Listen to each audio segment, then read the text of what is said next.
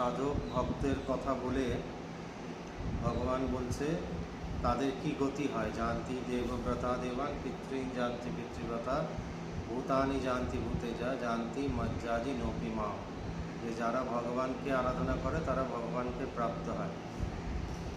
আর ভগবানের আরাধনা কীরকম, খুব সহজ বলছেন। পত্রং পুষ্পং ফলং তোয়ম ইয়মে ভক্ত্যা প্রয়চ্ছতি তদহং ভক্তি প্রেরিতম অশ্নামি প্রয়তাত্মনঃ। বলছে যারা পত্র পুষ্প ফল জল যা কিছু দিয়ে আমার সাধনা করে, যা কিছু দিয়ে আমি সেটা তাদের ভক্তির দ্বারা আকৃষ্ট হয়ে সেটাকে আমি গ্রহণ করি, ভগবান নিজেই বলছেন। তারপরে কি বলছে যে যৎ করোষি, বলছে এর থেকেও একটা মানে ঊর্ধ্ব তপস্যা আছে, এর থেকেও একটা শ্রেষ্ঠ তপস্যা আছে। কীরকম ভগবানের তপস্যা কীরকম বলছে, যৎ করোষি যদ অশ্নাসি যৎ জুহুষি দদাসি যৎ তপস্যেষি কৌন্তেয় তৎপুরুষ মদার্পণম। বলছে যে যা আমরা করছি, যৎ করোষি যদ অশ্নাসি যা খাচ্ছি, যৎ জুহুষি যা আমরা যজ্ঞ করছি, দদাসি যা দান করছি, যৎ তপস্যেষি যা আমরা তপস্যা করছি, কৌন্তেয় তৎপুরুষ মদার্পণম, সেগুলো সমস্ত ভগবানকে অর্পণ করে করা। তো আমাদের যদি সবসময় পরিস্থিতি না থাকে যে আমরা ফুল জল ফল দিয়ে ঈশ্বরের পুজো করতে পারছি না, কিন্তু আমরা এইটা তো করতে পারবো। আমরা যা করছি প্রত্যেকটি শ্বাস ভগবানকে অর্পণ করে আমরা চলতে পারি, তাই না? প্রত্যেকটি শ্বাস ভগবানকে অর্পণ করে নেব। তাহলে এই যৎ করোষি যদ অশ্নাসি যৎ জুহুষি দদাসি যৎ তপস্যেষি কৌন্তেয় তৎপুরুষ মদার্পণম। এটা করলে কি হবে ভগবান বলছে, শুভাশুভ ফলের এবং মোক্ষসেই কর্মবন্ধনেই। বলছে এরকমভাবে যদি আমরা চলতে পারি তাহলে শুভ অশুভ দুরকম ফল থেকেই আমরা মুক্ত হয়ে যাব, সব রকম কর্মবন্ধন থেকে। তা আমাদের সাধারণত ধারণা থাকে যে অশুভ কর্মের ফলই আমাদেরকে বাঁধছে, তা কিন্তু নয়। শুভ ফলের কর্মও আমাদেরকে বেঁধে রাখে, বারবার আমাদের সেই কর্মের ফল ভোগ করার জন্য বারবার আমাদের জন্ম নিয়ে আসতে হয়। তো যার জন্য এখানে বলছে শুভাশুভ ফলের এবং দুটোই মুক্তি যদি আমরা প্রার্থনা করি, দুটো থেকেই মুক্ত হতে হবে আমাদের। কি বলছে, এইভাবে আমরা যদি সাধনা করতে পারি, এটাকে বলছে সন্ন্যাস যোগ যুক্তাত্মা। যে এইভাবে যে সমস্ত কর্ম ঈশ্বরের মধ্যে সন্ন্যস্ত করে করতে পারবে, ঈশ্বরের মধ্যে সমর্পণ করে করতে পারবে, সে বিমুক্ত মাম উপস্যসি, সে আমার সেই সাধক মুক্ত হয়ে যাবে। তারপরে কি বলছে, সমহং সর্বভূতেষু নামে দেশ অস্তি না প্রিয়াহ ইয়ে ভজন্তি তু মাং ভক্ত্যা ময়ি তেতেষু চাপ্যহম। কীরকম বলছে এটা, যে যেরকম সূর্যের আলো সব জায়গায় একই রকমভাবে পড়ে, এক গঙ্গা জলকেও যেভাবে প্রকাশিত করে, নোংরা নর্দমার জলকেও একইভাবে প্রকাশিত করে, তার মধ্যে কোনো রকম প্রিয় বা অপ্রিয় বোধ নেই। ঠিক ঈশ্বরও সেভাবে আমাদের প্রত্যেককে সত্তার স্ফূর্তি প্রদান করে চলেছেন ঈশ্বর। তো তার মধ্যে কোনো দ্বেষ ভাব বা প্রিয় ভাব নেই, মানুষের মধ্যে যেরকম থাকে। কিন্তু বলছে এখানে, যে আমার ভজনা করে, যে আমাকে ভজন করে, যে আমার সাধনা করে, তার মধ্যে আমি প্রকাশিত থাকি সবসময়। সেটা কীরকম হলো তাহলে দেখুন আপনি। এখানে তাহলে মনে হবে যে ভগবান দুরকম কথা বলছেন একই জায়গায়। একই বলছে যে কোথাও দেশ আর কোথাও প্রিয় ভাব নেই, আবার বলছেন যে যে আমার ভক্ত তার মধ্যে আমি সবসময় বিদ্যমান থাকি, প্রকাশিত হই তার মধ্যে। আপনি যদি 4টে ঘটে জল রাখেন, তো 4টে ঘটের মধ্যে সূর্যের, তাহলে সূর্যের ছাদে গিয়ে রাখলেন 4টে ঘটের মধ্যে জল, তাতে সূর্যের প্রতিবিম্ব দেখা যাবে। তো এবার একটু সরে বসতে, এদিকে এসে বসে, আমি দেখতে পাচ্ছি, এদিকে এসে তো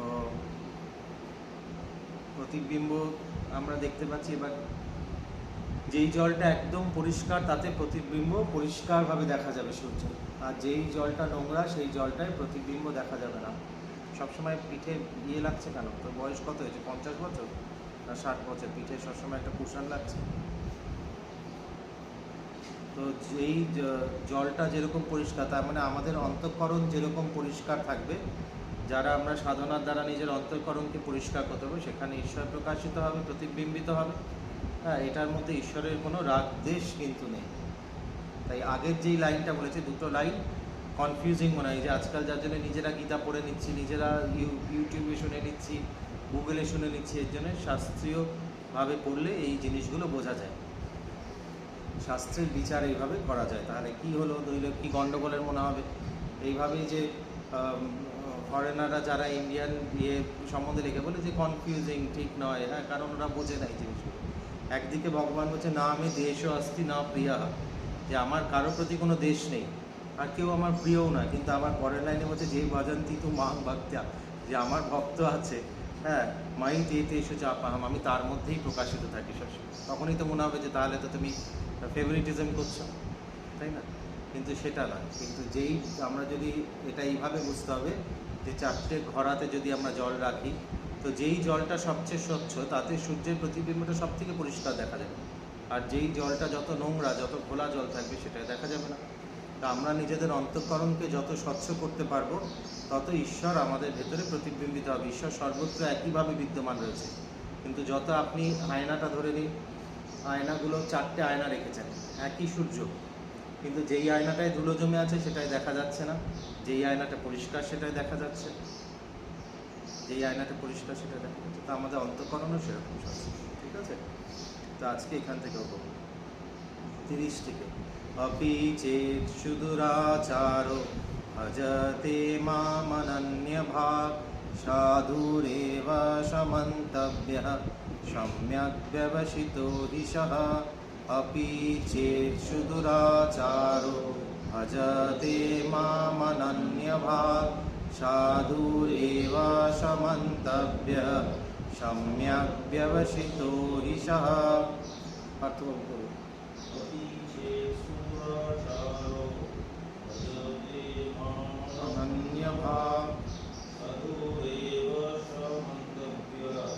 मंतव्यः सम्यक् व्यवसितो दिशः।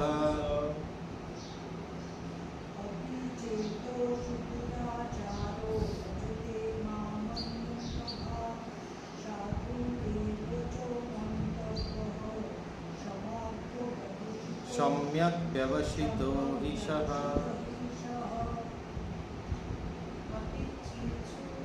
आचारो भजते मामनन्यभाक्।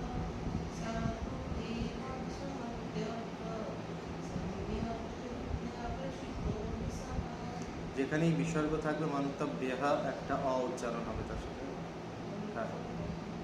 সম্যক ব্যবসিত হিসহ, আপনি চারো ভজতে মাম অনন্যভাক্ মন্তব্যঃ সম্যক ব্যবসিতো হিসহ। সম্যক ব্যবসিতো হিসহ বলছে যে অত্যন্ত দুরাচারী ব্যক্তি, তোরা বলবি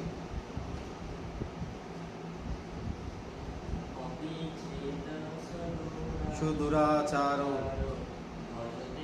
মামনন্যভাক্ এব সমন্তব্যঃ সম্যক ব্যবসিতো। বলছে যে অত্যন্ত দুরাচারী ব্যক্তিও যদি হয়, সেও যদি অনন্যভাবে আমাকে ভজন করে, অনন্য ভক্তি সহকারে, তাকে সাধু বলেই জানতে হবে। তো আমরা দস্যু রত্নাকরের গল্প সবাই শুনেছি, তাই তো? দস্যু রত্নাকরের গল্প আমরা সবাই জানি, কীভাবে ঈশ্বরের সাধনা করে মরা মরা মরা মরা মরা মরা থেকে রাম রাম রাম রাম রাম রাম রাম রাম রাম রাম। তা বলছে যে আমাদের মধ্যে অনেক সময় ধারণা থাকে, কিন্তু এই ধারণা হওয়ার জন্যও মনের অনেক পবিত্রতা থাকতে হবে। এটা যে একদম দুরাচারী ব্যক্তি হবে তার মধ্যে ঈশ্বর ধারণাই আসবে না।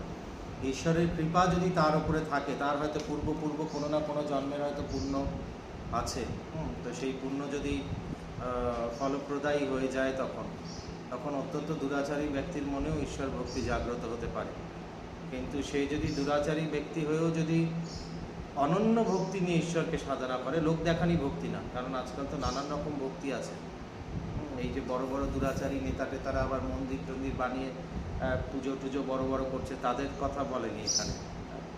বলছে যদি যারা সত্যিকারের অনন্য ভক্তি নিয়ে যদি ঈশ্বরের সাধনা করে, তাকে তুমি সাধু হিসেবেই জানবে, কারণ সে পরের লাইনে বলছে কেন, পরের শ্লোকটাই বলছে যে কেন, কি হবে। তার জন্য যেরকম আমরা দস্যু রত্নাকরের গল্প প্রত্যেকে জানি, যে যেরকম সে একদিকে দস্যু ছিল, এরকম প্রচুর গল্প আছে আমাদের এতে, কিন্তু সে আস্তে আস্তে আস্তে আস্তে ঈশ্বর সাধনার দ্বারা, প্রথমে ঈশ্বরের নাম আসছিল না মুখে, কিন্তু আস্তে আস্তে আস্তে ঈশ্বর সাধনার দ্বারা যে মহর্ষিতে পরিবর্তন হয়ে যায়, তাই না? তো তারপরে কি বলছে 31 নম্বর শ্লোকে, क्षिप्रं भवति धर्मात्मा शशात् शान्तिं निगच्छति कौन्तेयो प्रतिजानीहि न मे भक्तः प्रणश्यति। क्षिप्रं भवति धर्मात्मा शशात् शान्तिं निगच्छति कौन्तेय प्रतिजानीहि न मे भक्तः प्रणश्यति। क्षिप्रं भवति धर्मात्मा शशात् शान्तिं निगच्छति कौन्तेय जानीहि। अपना जानी हो আছে, अपना जानी हो আছে, हाँ, कौन्तेय प्रतिजानीहि नामे भक्तः प्रणश्यति। এই প্রত্যেকটা অনুষ্ঠুপ ছন্দে মাঝখানে এসে থামতে দেখুন, क्षिप्रं भवति धर्मात्मा शशात् शान्तिं निगच्छति कौन्तेय प्रतिजानीहि। নয় দীর্ঘই আছে, তাই একটু ওটাকে টানব, নিহি নামে ভক্তঃ প্রণশ্যতি। বলুন,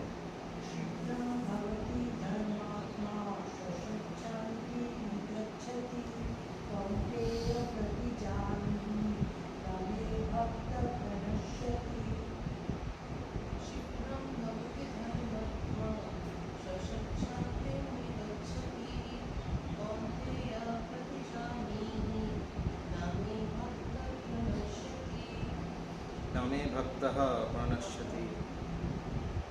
বলুন,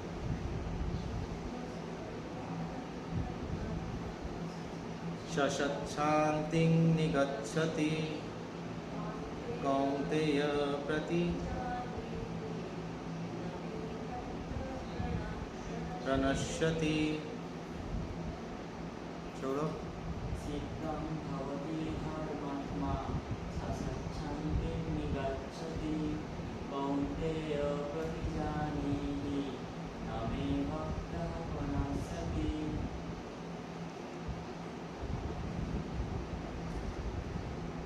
দেখো এই নবম অধ্যায়ে সব রকম সাধকের কথা বলছে। প্রথমে বলেছিল যে যারা বেদের নিয়ম মেনে, ত্রৈবিদ্যা মাং সোম পাপুতা পাপা, যারা বেদের নিয়ম মেনে যারা সাধনা করবে তাদের কি গতি হবে, যে তারা স্বর্গলোকে যাবে, সব রকম আনন্দ ভোগ করবে, আবার সিনের পুণ্যে মর্তলোকে বিশান্তি তারা ফেরত চলে আসবে। আবার এরকম লোক আছে যারা হয়তো বৈদিক নিয়ম মেনে যাগযজ্ঞ করছে না, কিন্তু নানান রকম লৌকিক দেবদেবীদের পুজো করে। আগের দিন আমি বললাম এই যে নানান রকম লৌকিক দেবদেবীদের পুজো করছে, বা পৌরাণিক পুজো, পুরাণে যেগুলো আছে, বেশিরভাগ পুজো আজকাল যেগুলো আমরা দেখি এগুলো বৈদিক পুজো নয়, বৈদিক বেদে এইসব দেবদেবীদের অনেকের উল্লেখই নেই। তো এইগুলো হচ্ছে পুরাণে আছে, পৌরাণিক পুজো সব। আবার অনেকে পুরাণের পুজো থেকে বেরিয়ে এসে মনোকল্পিত পুজোও করে নানান রকম, যেরকম বললাম সন্তোষী মার পুজো করে, এর কোনো উল্লেখ নেই কোথাও। একটা সিনেমা বেরিয়েছিল তার থেকে এটা আসে। বা অনেকে যে নানান রকম এই সাই বাবার পুজো করছে, এইগুলোর কোথাও কোনো উল্লেখ নেই, এগুলো নিজের মনোকল্পিত তাদের। তো সেরকম ভক্তদেরও কি গতি হয় সেরকম বলল। আবার তারপরে বলছে যে যারা পিতৃ উপাসনা করে তাদের, তো এরকম যারা ভক্ত তারা হচ্ছে অবিধিপূর্বকম ঈশ্বরেরই সাধনা করছে। বলছে যাদের বিধিপূর্বক নয়, তাই তাদের ফল আসতে সময় লাগবে, তাদের সেই ফল পাবে না। কারণ হচ্ছে কি তাদের প্রসেসে গণ্ডগোল আছে, কিন্তু সেই ভুল পথে তারা ঈশ্বরেরই আরাধনা হয় সব কিছুর মধ্যে। আবার এরকম হয় যারা হচ্ছে কি দেবতাদের পুজো করে তারা দেবলোক প্রাপ্ত হয়, পিতৃ উপাসনা যারা করে পিতৃলোক প্রাপ্ত। এবার কেউ ভূতানি জাতি ভূতে যায়, যারা হচ্ছে গিয়ে নানান রকম তান্ত্রিক উপাসনা করে তারা হচ্ছে সেই লোকগুলোকেই প্রাপ্ত করে। তারপরে ভগবান নিজের সাধনা বলল। এবার বলছে যে দুরাচারী ব্যক্তি সেও বাদ করছে না, বলছে যদি খুব দুরাচারী পাপীও হয়, আমরা অনেক সময় মনে করি আমার এত পাপ, আমাকে কি ভগবান রক্ষা করবেন? ভগবান নিজেই বলে দিচ্ছে। সবাই অনেকে ভাবি আমাদের সাধনার পথে আসলে যে আমি তো এত অন্যায় করেছি, এত পাপ করেছি, আমার কি মুক্তি আছে? ভগবান নিজে এবার বলবে সেগুলো প্রত্যেককে, কাউকে দেখুন বাদ দেয়নি, প্রত্যেকে বলছে অত্যন্ত দুরাচারী ব্যক্তিও যদি হয়, কিন্তু সে যদি অনন্য সাধনা করে, অনন্য ভক্তি নিয়ে, অনন্য ভাব মানে অনন্য ভক্তি নিয়ে যদি তাকে সাধু হিসেবেই জানবে। কেন? কারণ বলছে শিপ্রং ভবতি ধর্মাত্মা, সে খুব তাড়াতাড়ি ধর্মাত্মা হয়ে যাবে, সে ওই পাপী থেকে খুব তাড়াতাড়ি পুণ্যাত্মা হয়ে যাবে যদি ঈশ্বরের সাধনা করতে হয়। শিপ্রং ভবতি ধর্মাত্মা, শাশ্বত শান্তি মানে শাশ্বত শান্তি, এই শব্দ দুটো একসাথে হয়ে শাশ্বত শান্তি হচ্ছে। এটা সংস্কৃত গ্রামারের ব্যাপার, এটা আমি বলতে পারবো না কী করে হয়, কিন্তু শাশ্বত শান্তি নিগচ্ছতি হচ্ছে যে সে তখন হচ্ছে গিয়ে permanent lasting piece, he will achieve lasting piece if he is meditating or if he is doing Sadhana on to me. যদি ভগবানের সাধনা করে তাহলে, আর যদি এই নানান রকম ভৌতিক বস্তুর সাধনা করে তাহলে আবার বারবার আবাগমন তার লেগে থাকবে, সে আবার সেরকমভাবে যাবে আসবে। আর কীরকম বলছে, যদি ঈশ্বরের সাধনা করে তাহলে হচ্ছে কি শাশ্বত শান্তি সে প্রাপ্ত করবে। শাশ্বত শান্তি নিগচ্ছতি কৌন্তেয় প্রতিজানিহি, মানে প্রতিজ্ঞার সাথে জানো কৌন্তেয়, নামে ভক্তা প্রাণস্যতি, যে আমার ভক্ত কখনো নষ্ট হয় না। ভগবান নিজে প্রতিজ্ঞা করে বলছেন যে আমার ভক্ত, অনেক সময় আমাদের দেখে মনে হয় যে এই তো এত সাধনা করলে, এই করলো সেই করলো, কিন্তু এর এরকম হলো, কারণ আমরা মনে করে নিই যে এই শরীরটাই হচ্ছে কি আমার সর্বস্ব। তো শরীরের কোনো ক্ষয়ক্ষতি হচ্ছে বা শারীরিক সম্পর্কের কোনো ক্ষয়ক্ষতি হচ্ছে দেখে আমরা মনে করি ও মা এতে শেষ হয়ে গেল। হ্যাঁ, কিন্তু আপনি যদি নিজেকে দেখেন যে জীব রূপে আপনি কত সহস্র শরীর ধারণ করে এই শরীর একটা ধারণ করেছেন, হ্যাঁ, তখন আপনার মনে হবে যে এটা তো কিছুই নয়। নিজেকে একটু বৃহৎভাবে দেখার অভ্যাস করুন, তাই না? আমরা নিজেকে অত্যন্ত ক্ষুদ্রভাবে দেখি যে আমি শুধু এইটুকু শরীর।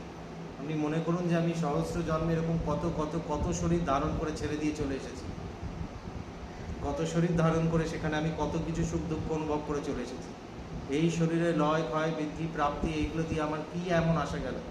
আপনাকে যে বিচার করে, বা আমিও যাকে বিচার করবো, আপনিও যাকে বিচার করছেন, তাকে আপনি ওইটুকুর মধ্যেই বিচার করতে পারছেন যে তার শারীরিক এবং মানসিক কী উন্নতি হচ্ছে। এটা তো এইটুকু জীবনের, তার সমস্ত জন্ম এবং তার ভূত ভবিষ্যৎ তো আমরা দেখতে পাচ্ছি না, তাই না? তাই বলছে নামে ভক্ত্যা প্রাণস্যতি, যে আমার ভক্ত কখনো নাশ হয় না। যে একবার ঈশ্বরের ভক্তির পথে যায় সে আর নাশ হয় না। ভগবান সেই প্রতিজ্ঞা বাক্য বলছেন লাস্টে, যে নামে ভক্তা প্রতিজানি, মানে হচ্ছে কি এটা প্রতিজ্ঞাপূর্বক জানবে যে আমার ভক্ত নামে ভক্তা প্রাণস্যতি। তো আমাদের সেই দৃঢ়তা থাকতে হবে, আমাদের সেই বিশ্বাস থাকতে হবে। আমাদের বিশ্বাস নেই বলে আমরা এটা বুঝতে পারি না। তারপরেরটা, হ্যাঁ, 32 নম্বর, মাং হি পার্থ ব্যপসৃত্য যেপিষু পাপয়োনয়ঃ শ্রিয়ো বৈশ্যস্তথা শূদ্রস তেপি জান্তি পরাং গতিম। মাং হি পার্থ ব্যপসৃত্য যেপিষু পাপয়োনয়ঃ শ্রিয়ো বৈশ্যস্তথা শূদ্রস তেপি জান্তি পরাং গতিম।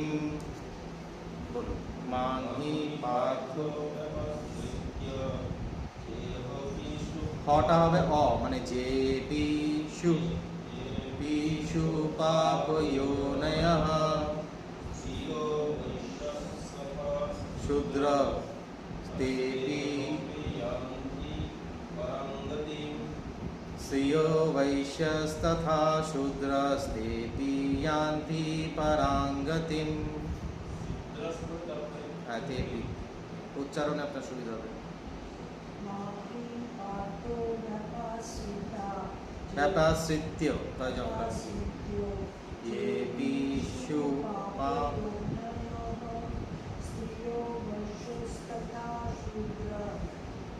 शूद्रस्तेपि यान्ति।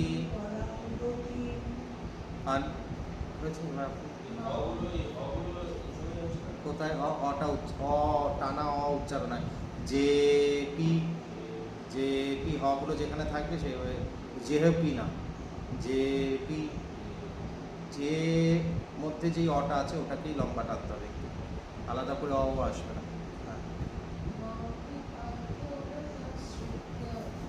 যে পিষু পাপয়োনয়ঃ শ্রিয়ো বৈশ্যস্তথা শূদ্রস তেপি জান্তি।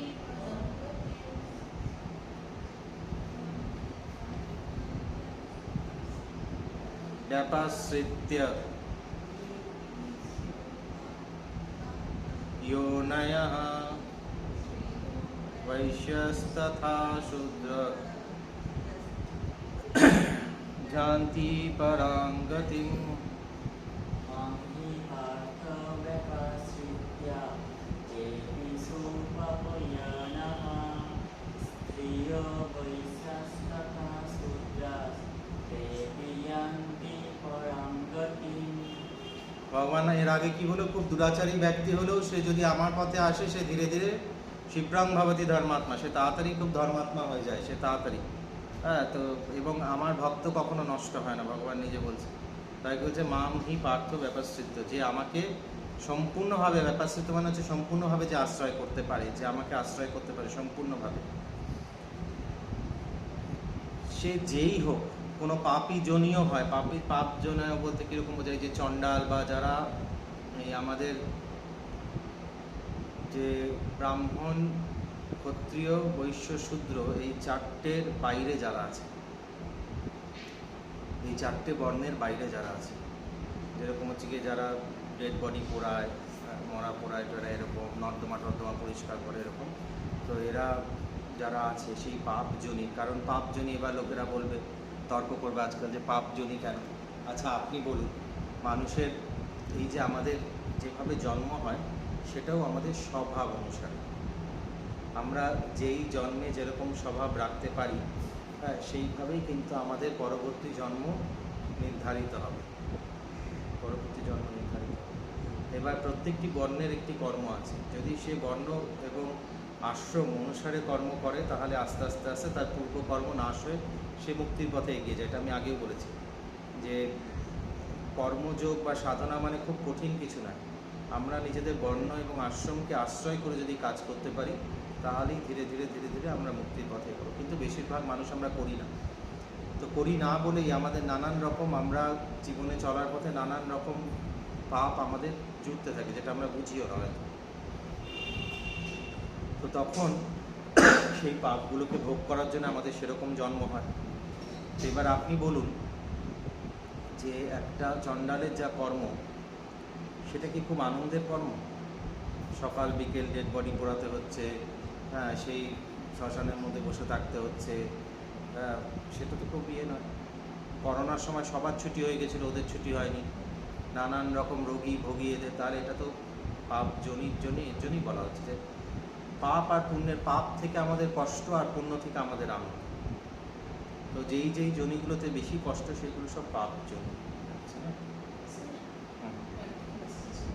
হ্যাঁ, হ্যাঁ, ওনার সাথে ফোনেই কথা বলিয়ে দেবো আপনার, ঠিক আছে। তারপরে কি বলছে হচ্ছে কি, এই যে যারা আমাকে ব্যাপকভাবে আশ্রয় করতে পারে তারা যদি পাপজনীয় হয়, তারা যদি এরকম পাপজনীয় হয়, তারা যদি স্ত্রী হয়, তারা যদি আমাদের মধ্যে শূদ্র হয়, বৈশ্য হয়, নানান রকম বর্ণের লোকের কথা বলেছে, যে প্রত্যেকের একই রকম অধিকার আছে মুক্তির। কর্মকাণ্ডে কিছু কিছু পার্থক্য থাকতে পারে, তাই না? কর্মকাণ্ডে কিছু কিছু পার্থক্য থাকতে পারে, যে এটা করতে পারবে ওটা করতে পারবে না। এই যে নানান রকম বেদের যে কর্মকাণ্ড আছে, প্রথমে কর্মকাণ্ড দিয়ে বৈদিক প্রথা দিয়ে বলতে শুরু করে। এবার বৈদিক প্রথায় যে আছে নানান রকম তারতম্য আছে, যে এটা গৃহস্থ মানুষ এটা করতে পারবে, ব্রহ্মচারী এটা করতে পারবে, এই যজ্ঞ ব্রহ্মচারীদের জন্য, গৃহস্থদের জন্য এই যজ্ঞ, এই পূজা এর জন্যে, ওই পূজা তার জন্যে, সে এটা করতে পারবে না, সে ওটা করতে পারবে না। যেরকম অনেক পূজায় আপনারা দেখেন যে শুধু এও স্ত্রীদের লাগে, মানে বিবাহিত মহিলাদের, অবিবাহিত মহিলারা এই যে সেই পুজোগুলো করতে পারে না। আছে এরকম দুর্গা পূজায় গেলে দেখবেন অনেক আচার নিয়ম আছে, হ্যাঁ, এবং বিধবারাও করতে পারে না আর অবিবাহিত মেয়েরাও করতে পারে না, শুধু এও স্ত্রীরা করতে পারে। তো এরকম নানান রকম কর্মকাণ্ডে নানান রকম কিন্তু নিয়মের পরিবর্তন আছে প্রত্যেকের জন্য, প্রত্যেকের জন্য। তো কিছু কিছু আছে যেরকম নিয়ম যে স্ত্রীদের করা বারণ, আবার কিছু কিছু আছে শুধু স্ত্রীরাই করতে পারবে, সেটা আর কেউ করতে পারবে না। হ্যাঁ, তাই এটা নিয়ে কারো দুঃখ করা বা কারো ইয়ে নেই। আজকাল এইগুলো যেটা বারণ আমরা সেটা বেশি করে করে ভাবি যে আমার খুব ভালো হচ্ছে, সেটা হয় না। যেটা বারণ আছে এটা শাস্ত্র কোনো রকম কারোর প্রতি রাগ দেশ থেকে করেনি, এটা কিছু নিয়ম থাকে অপারেশনে। আজকে ধরে নিন এই যে এই ইলেকট্রিকের এই সুইচগুলো, ওইভাবে টিপলেই সুইচটা জ্বলবে। আমি যদি ওটা খুলে নিয়ে আঙুল দিয়ে টিপতে যাই, আমি কারেন্ট খাবো, তাই তো? আমি যদি মনে করি যে এটা না, এটা এইভাবে চলবে কেন, হ্যাঁ, আমি এটাকে খুলে নিয়ে আঙুল দিয়ে সুইচগুলোকে তারের সাথে ডাইরেক্ট আমি একদম কানেক্ট, তাহলে কারেন্টটা কে খাবে? আমি খাবো। তো যেই নিয়মগুলো আছে সেগুলো আমাদের মঙ্গলের জন্য, হ্যাঁ। তো কিছু নিয়ম আছে যেটা এক্সক্লুসিভলি মহিলারাই করতে পারে, আবার কিছু নিয়ম আছে যেইগুলো হচ্ছে কি এক্সক্লুসিভলি পুরুষদের জন্য, সেটা নিয়ে দুঃখের কিছু নেই, হ্যাঁ। তো সেইভাবে শাস্ত্র সবার মঙ্গলের কথা বলেছে, কিন্তু মুক্তির যেখানে কথা, ভগবানকে আশ্রয় করার কথা, প্রত্যেকে একইভাবে অধিকারী, সেটা ভগবান নিজের মুখে বলছে যে প্রত্যেকে একই, এমনকি পাপজনী যারা তারাও অধিকারী, তাদেরও কোনো অধিকারের ব্যতিক্রম নেই। এবার হচ্ছে মাম হি পার্থ ব্যাপারস্থিত, যারা আমাকে সম্পূর্ণভাবে আশ্রয় করতে পারবে, যে পিশু পাপ ইয়নায়, যেই হোক সে, পাপজনীয় যদি হয়, স্ত্রী যদি হয়, বৈশ্য যদি হয়, যে ব্যবসায়িক মানুষ, তাদের মধ্যেও সারাক্ষণ এই ব্যবসার চিন্তা থাকে, তো সবসময় টাকা পয়সার চিন্তা থাকে, তাদের মুক্তি কঠিন হয়, তাদের মুক্তি সাধনা করা কঠিন হয়, কারণ মনটা দেখবেন বিজনেসম্যানদের মনটা সবসময় প্রফিট অ্যান্ড জাগতিক প্রফিট অ্যান্ড লসে থাকে, কিন্তু সেটা প্রয়োজন, হ্যাঁ। ভগবান ওইভাবেই তাকে তৈরি করেছে, কারণ নইলে এই সংসার চালাবে কে? তারপরে কি বলছে, শূদ্র, যে শূদ্র সেও, তেপি জানতি পরম গতিম, তারাও পরম মানে পরম গতি প্রাপ্ত করতে পারে, তারা প্রত্যেকে, কারোর জন্য কোনো বৈষম্য নেই। বৈষম্য আমাদের কর্মে আছে নানান রকম, কারণ সবাই যদি এক কাজ করতে শুরু করে চলবে বলুন তো? আপনি যেই অফিসে কাজ করেন, সবাই যদি বসের চেয়ারে গিয়ে বসে পড়েন, তাহলে অফিসটা চলবে? তাই না? আজকে একটা স্কুলে সবাই যদি প্রিন্সিপাল হয়ে যায়, তাহলে স্কুল চলবে? একটা স্কুলে একটা প্রিন্সিপালের দরকার আছে, একটা টিচারের দরকার আছে, একটা জমাদারের দরকার আছে, সব কিছুর দরকার আছে, একটা যে টিফিন বানায় তার দরকার আছে, প্রত্যেকের দরকার আছে। সেভাবেই আমাদের কর্ম হিসেবে আমাদের বর্ণগুলো, আমাদের বর্ণশ্রম ধর্ম বলে এটাকে, হচ্ছে কি আমাদের যেভাবে বর্ণগুলো সাজানো, সেভাবে হচ্ছে শ্রম আমাদের, যেভাবে আমাদের আমরা যেরকম শ্রম করার জন্যে যোগ্য, সেইভাবেই ভাগ করা হয়েছে। এটার মধ্যে কারো প্রিয় অপ্রিয় বোধ দিয়ে নয়। কারো কারো মেন্টাল কাজ অনেক করতে পারে, ইন্টেলেকচুয়াল কাজ, কিন্তু শারীরিক দিকে অতটা পারে না, সে শারীরিক দিকে দুর্বল, সে শারীরিক দিকে অতটা শ্রম দিতে পারে না, তারা হচ্ছে কি ব্রাহ্মণ। যে যেরকম ইন্টেলেকচুয়ালি সে একটা, আমাদের caste system is not like a pyramid, হ্যাঁ। আপনি সোশিওলজি স্টুডেন্ট, হ্যাঁ, তো জানবেন আপনি। তো caste system is not like a pyramid, ওদের class system is like a pyramid.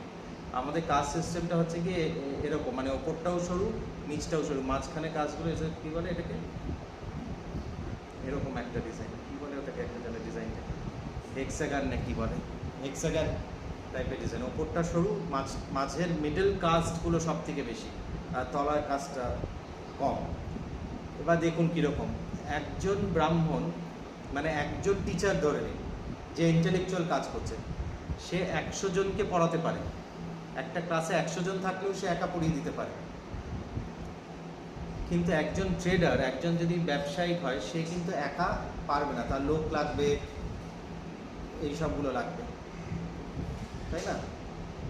তো তার প্রচুর, যার জন্য এই কাজগুলো সব বেশি, যারা মানে কাজ করবে সেইগুলো, কারণ কাজ করার জন্য একটা মানুষের কর্মক্ষমতা লিমিটেড। ইন্টেলেকচুয়াল কাজ একটা মানুষ বসে অনেক কিছু করে ফেলতে পারে।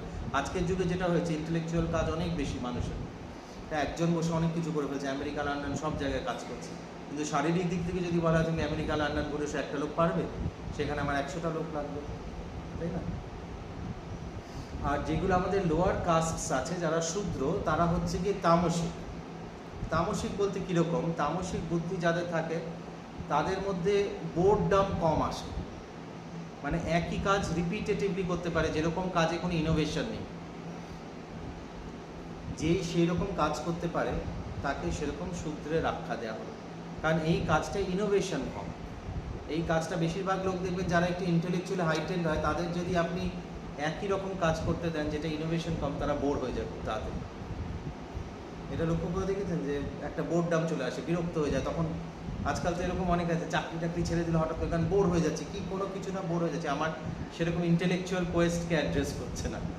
তো ইন্টেলেকচুয়াল লোকদের এটা হয় যে যদি আমার কিছু একটা চ্যালেঞ্জিং ইন্টেলেকচুয়াল যদি কিছু না থাকে, তারা বোর হয়ে যায়। কিন্তু আবার অনেক মানুষ হয় যেরকম ওই একই কাজ দেখবেন, আপনি যদি ঘর মোছার কাজ দিয়েছেন, সে তো জন্ম ধরে ঘর মোছে, কোনো ইনোভেশন চায় না, এরকম মানুষও তো আছে। তাদের কোথায় রাখবেন? সবাই তার ইনোভেটিভ ইন্টেলেক্ট নিয়ে জন্মায়, রিসার্চ করবে, কিছু বার করবে, নতুন কিছু করবে, তর্ক করবে, এগুলো তো সবার কাজ নয়। তো সেই লোকটা কোথায় যাবে? যার জন্য তার জন্য একটা কাস্ট আছে শূদ্র, যে সে সেই কাজগুলো করবে যেখানে ইনোভেশনের প্রয়োজন হয় না, যেখানে আমরা একই কাজ, রিপিটেটিভ কাজ সেখানে আছে। আবার বিজনেস ক্লাসেরও দরকার আছে, তারা হচ্ছে রাজসিক, কারণ তাদের মধ্যে একটা প্রফিটের থাকতে হবে, যে আমার চেষ্টা থাকতে হবে। সে ওই একই গত দ্বারা কাজ করলে তারও চলবে না, কিন্তু তার ইচ্ছেটা হচ্ছে গিয়ে ড্রিভেন বাই পার্সোনাল প্রফিট। আর ক্ষত্রিয় বা ব্রাহ্মণদের ইচ্ছেটা হচ্ছে ড্রিভেন বাই গ্রেটার মেরিট, যে আমি ফর আ লার্জার গুড কোনো কাজ করব, যে বৃহত্তর মানুষের জন্য কাজ করব, শুধু নিজের প্রফিট না, যে আমি বৃহত্তর মানুষের জন্য, সমাজের জন্য কোনো কাজ করব। তো এই চারটে বর্ণ আমাদের হচ্ছে কি বর্ণ শ্রম ধর্ম, আমাদের স্বভাব হিসেবে সেটাকে কিন্তু এইভাবে ভাগ করা থাকে, যার যেরকম স্বভাব আমাদের পূর্বজন্মে থাকে সেরকম। তার জন্য যেই হোক ভগবান বলছে, কিন্তু প্রত্যেকে যদি ভগবানকে আশ্রয় করতে পারে, ব্যাপাশ্রিত যে পিছু পাপ ইয়নায়া, যে পাপজনীয় যদি হয়, স্ত্রী যদি হয়, তো অনেক সময় স্ত্রী লোকদের থাকে যে আমাকে এটা করা মানা আছে, ওটা করা মানা আছে, কিন্তু তার মুক্তির কোনো মানা নেই। সে যদি ঈশ্বরকে আশ্রয় করে, ঈশ্বর নিজে বলছেন যে সে একই রকমভাবে মুক্তি হবে। প্রসেসগুলো আলাদা, ক্লাস 4-এর ছেলের একরকম পড়া, 7-এর ছেলের একরকম পড়া, 10-এর ছেলের একরকম পড়া, এই প্রসেসগুলো আমাদের আলাদা। এইটা বলার পরে ভগবান বলছে পরের শ্লোক, কিং পুনর্ব্রহ্মণা পুণ্যা ভক্তা রাজর্ষয়স্তথা অনিত্যম সুখম লোকম ইমং প্রাপ্য ভজস্য মাং। কিং পুনর্ব্রহ্মণা পুণ্যা ভক্তা রাজর্ষয়স্তথা অনিত্যম সুখম লোকম ইমং প্রাপ্য ভজস্য মাং।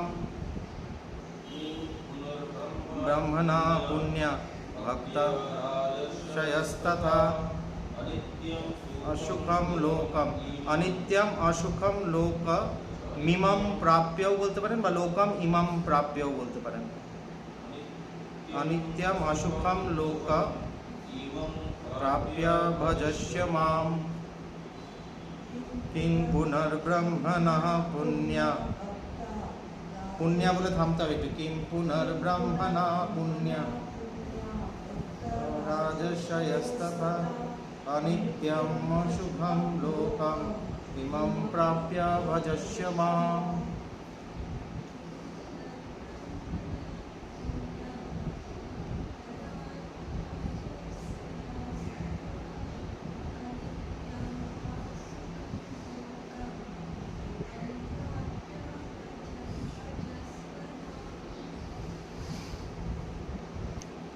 কিম পুনর্ব্রহ্মণা পুণ্যা, যারা পুণ্যবান জন্ম, যারা পুণ্য করে জন্ম করে, যেমন ব্রাহ্মণ আর ক্ষত্রিয়, এরা হচ্ছে কি পুণ্য করলে সেরকম জন্ম হয়, যে তাদের তো কোনো কথাই নেই, তাদের তো মুক্তি হবেই, তারা যদি চেষ্টা করে। কীরকম চেষ্টা? ভগবানকে যদি আশ্রয় করতে হয়। কিন্তু ক্ষত্রিয় হয়ে জন্মেছি, ব্রাহ্মণ হয়ে জন্মেছি, কোনো চেষ্টাই নেই, খালি খাচ্ছি যাচ্ছি, মদ খাচ্ছি, ঘুরে বেড়াচ্ছি, তাহলে হবে না।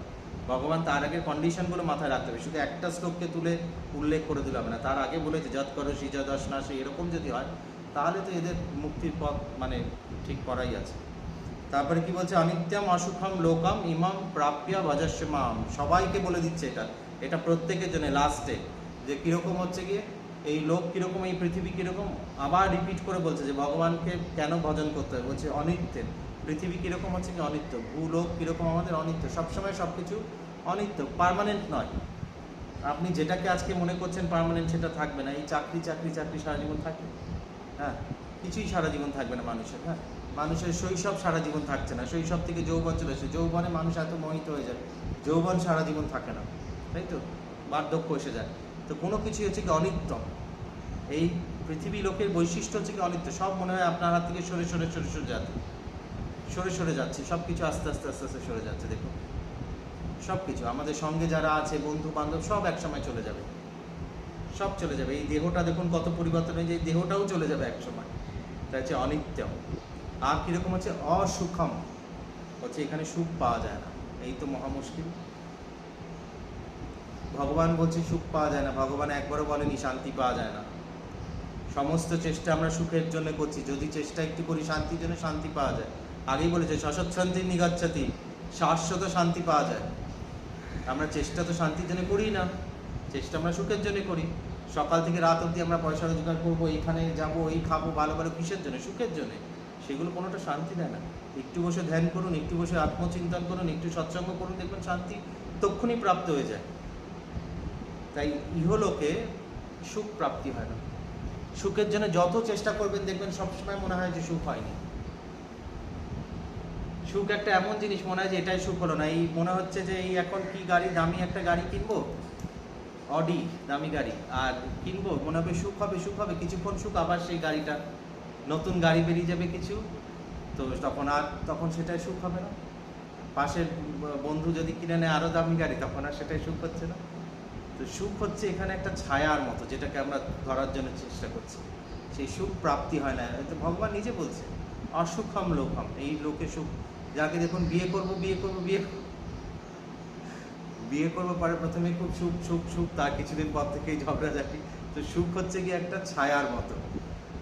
10 বছর পর 15 বছর পর আসেন দেখবেন, আর তখন যেটা যার জন্য ঝগড়া করে বাবা মার সাথে এই করে সেই করে বিয়ে করলো, তারই সম্বন্ধে খালি কমপ্লেন করে যাচ্ছে যে তার এই খারাপ, তার ওই খারাপ, আমাকে জ্বালাচ্ছে, হাত জ্বালাচ্ছে, সকাল থেকে করে চিৎকার করে, তাই না? এটাই নিয়ম শাস্ত্রে, এটা সংসারের নিয়ম যে অনিত্যম অসুখম লোকম। অনিত্য, আমার মনটাও অনিত্য, সবসময় পরিবর্তন হচ্ছে, আর সুখ প্রাপ্ত করা যায় না। কিন্তু ভগবান নিজে তার আগে কি বলছে, সসৎশান্তি গচ্ছতি, বলছে শাশ্বত শান্তি প্রাপ্ত করা যায়। একটু ধ্যান করলেই আমরা সেটা বুঝতে পারি, একটু প্রাণায়াম করুন, ধ্যান করুন, আস্তে আস্তে অভ্যেসে দাঁড়িয়ে যাবে, সবসময় শান্তি দেয়। কিন্তু আমাদের চেষ্টা তো আমরা শান্তির জন্য করি না, চেষ্টা আমরা করি সুখের জন্য। একটা দামি বিছানা কিনে আনলাম, আরাম করে শোবো, এই করবো সেই করবো, হ্যাঁ, কিন্তু তাতেও দেখবেন ঘুম আসছে না। আচ্ছা, যত ইনসোমনিয়া রোগ সব বড় লোকদের, কোনো গরিব লোক এরকম আসে না যার ঘুম হয় না। রাস্তায় ফুটপাতে দেখবেন সব ঘুমাচ্ছে, কোনো বিছানা নেই, কিছু নেই, তাই না? তাহলে সুখ প্রাপ্তি হয় না। তো আমরা এত সুখের সাধন জোগাড় করেছি যে সুখের জন্যে, কিন্তু সুখ প্রাপ্তি হবে না এই লোক, শান্তি প্রাপ্তি হবে। আমাদের চেষ্টাটা পরিবর্তন করতে হবে। তাই ভগবান নিজে বলছে ইমাম প্রাপ্য, তাহলে এই লোক প্রাপ্য করে কাজ কি, আমাদের মনুষ্য দেহের কাজ কি? ভগবান এখানে বলছে ভজস্য মাম, যে এই লোকে যখন এসেছো, পৃথিবী লোকে আর কোনো কাজ নেই, বাকি সব কাজ সেকেন্ডারি, তা বলে আজকে বাড়িতে গিয়ে স্যার বলেছে গীতায় যে কোনো কাজ নেই বলে খাটে শুয়ে পড়লাম, ওরকম না। হচ্ছে সমস্ত কাজের মধ্যে হচ্ছে প্রধান কাজ আমাদের কি, বা মুখ্য উদ্দেশ্য আমাদের জীবনের এই ইহলোকে আসার হচ্ছে ইমাম প্রাপ্য ভজস্য মাম, যে আমাকে ভজন করতে হবে আর শান্তির চেষ্টা করতে হবে, তাহলেই শান্তি পাবো। সুখ এখানে পাওয়া যাবে না। তাই আজকে মানুষ পাগল হয়ে যাচ্ছে, এই যে মেন্টাল প্রবলেম এত বেশি, কারণ সুখে পাওয়ার চেষ্টা করে। সুখ তো পাওয়া যাবে না, ভগবান নিজেই বলেছে যে সুখ হচ্ছে একটা ইলিউশনের মতো, একটা মরিচিকার মতো, এটাকে আমরা ধরার চেষ্টা করছি। শান্তি পাওয়া যাবে, শান্তি যদি চেষ্টা করো তুমি পেয়ে যাবে, কারণ ভগবান সেটাও নিজে বলেছে। এগুলো একটা কথাও আমাদের বানানো নয়, মানে শাস্ত্র প্রমাণ দিয়ে কথা বলতে হবে। তো শাস্ত্র প্রমাণ দিয়ে বলছি। লাস্ট শ্লোক দেখুন 34। তখন উপায় কি বলছে ভগবান, আবার বলে দিচ্ছে, বারবার বলে দিচ্ছে যাতে ভুলে না যায়। মন্মনা ভব মদ্ভক্ত মদ্যাজি মাং নমস্কুরু, মামে বৈশ্যসি যুক্তৈব মাত্মানং মৎপরায়ণঃ। মন্মনা ভব মদ্ভক্ত মদ্যাজি মাং নমস্কুরু, মামে বৈশ্যসি যুক্তৈব মমাত্মানং মৎপরায়ণঃ। মদ্ভক্ত মদ্যাজি মাং নমস্কুরু, মামে বৈশ্যসি যুক্তৈব মমাত্মানং মৎপরায়ণঃ।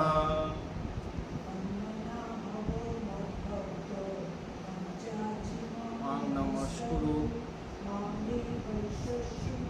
তৈব মমাত্মানং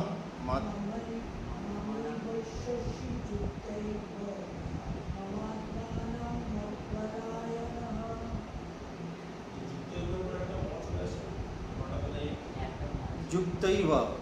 আপনাদের ওখানে ম কোথায় দেওয়া আছে? এই বইতে যুক্তৈব মমা, এখানে আছে ময়াকা তয়মা যুক্ত আছে, মা মাত্মানাং মৎপরায়ণঃ। করুন, আপনি করবেন। মন্মনা ভব মদ্ভক্ত মদ্যাজি মাং নমস্কুরু, মামে বৈশ্যসি যুক্তৈব मत्मानं मत्परायणः